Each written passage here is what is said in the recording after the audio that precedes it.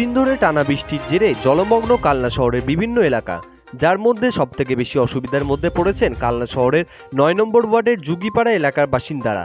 এলাকার রাস্তার পাশাপাশি রাস্তা পেরিয়ে বেশিরভাগ ঘরেই ঢুকেছে জল। এই সমস্যা শুধু এবারের নয়, বিগত ২০ বছরের ওপর ধরে এই সমস্যার মধ্যে ভুগছেন এলাকাবাসীরা। এদিন রবিবার বেলা ১২টা নাগাদ স্থানীয় এলাকাবাসী জানান নিকাশি ব্যবস্থা ঠিক নেই, ঠিক মতন ড্রেন পরিষ্কার হয় না, আর যার জেরে এই সমস্যা। প্রতিবার একটু ভারী বৃষ্টি হলেই এই সমস্যার মধ্যে পড়তে হয় তাদের।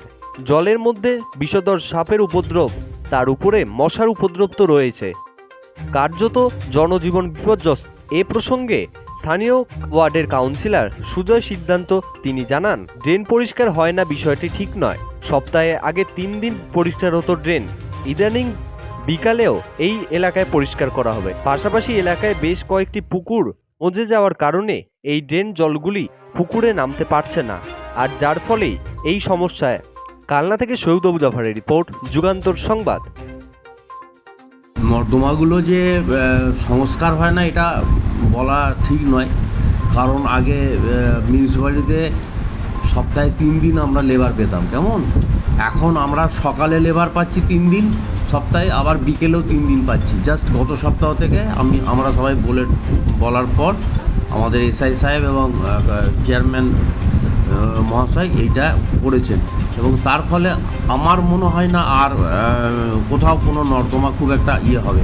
আগে তো আমরা যতটা চেষ্টা করি সকাল 8:30 থেকে 12টা পর্যন্ত লেবারদের করে যতটা পেরেছি সংস্কার করেছি, কিন্তু সমস্যা যেটা যোগীপাড়ার ওই সাইডটা 9 নম্বর ওয়ার্ডের জায়গাটা অনেক নিচু জায়গা, হিসাব মতন মানে সেই কচ্ছপের পিঠের মতন, এই দিকটা উঁচু ওই দিকটা নামা। এইবারে আমরা রাস্তা আবার সংস্কার হবে, আমরা টোটাল মাপজোপ করে নিয়েছি। যত ঢালাই রাস্তা ছিল বা যেগুলো 2-1 জায়গায় একটু আধটু ঢালাই রাস্তা নেই সেগুলোও হবে, আমরা সব রেডি হয়ে কলকাতায় পাঠিয়েও দেওয়া হয়েছে।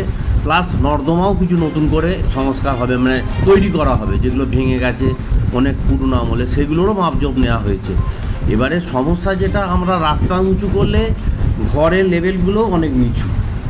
রাস্তা উঁচু করলে হচ্ছে কি, ঘরের যেহেতু লেভেলটা নিচু, রাস্তা উঁচু হয়ে গেলে তো আরও ঘরে জল ঢুকে যাবে।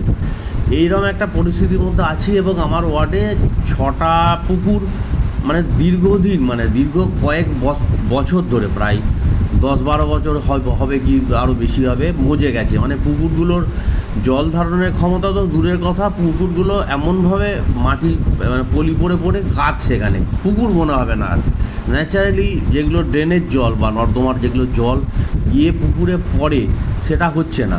ও মোটামুটি 30 বছর ধরে, 30 বছর তাহলে ছোট থেকেই। এই যে আপনার এত উন্নয়ন, এত কিছু, কিন্তু এখানে কি উন্নয়ন সেরকম হয়েছে?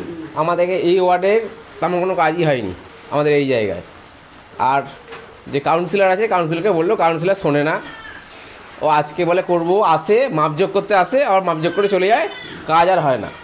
আর যখন রাস্তা উঁচু হয়, বাড়ি আমাদের এখন ডাউন হয়ে গেছে, কিন্তু ড্রেন পরিষ্কার হয়নি, জল ক্লিয়ার হয় না। তাহলে এরকম বৃষ্টিতে আপনাদের তো প্রত্যেকবারই আমরা গৃহবন্দী, প্রত্যেকবার জল ডুবে বসে আছি। এই দেখুন চারদিকে জলে ভর্তি। মানে এমনি এর থেকে আপনারা কোনো জায়গায় জানিয়েছেন বিষয়টা? পৌরসভা থেকে কিছুতে? পৌরসভা জানানো হয়েছে, আমাদের পৌরসভা, তারপর আমাদের কাউন্সিলর, সবাইকে জানানো হয়েছে, আর ওরাই জানানো হচ্ছে, কিন্তু জল নিকাশি ব্যবস্থাই তো নেই।